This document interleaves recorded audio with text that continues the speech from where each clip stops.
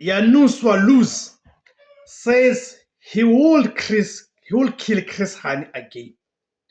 Meaning the murderous Janusz Waluz is saying that he does not regret killing Chris Hani.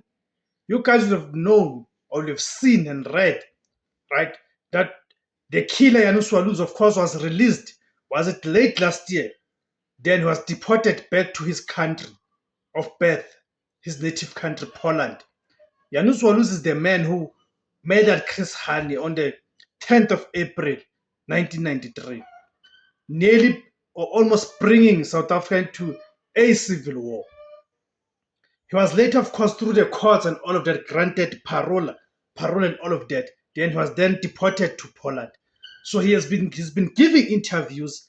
He's been giving interviews and glowing about killing Chris Hani, another injustice that has been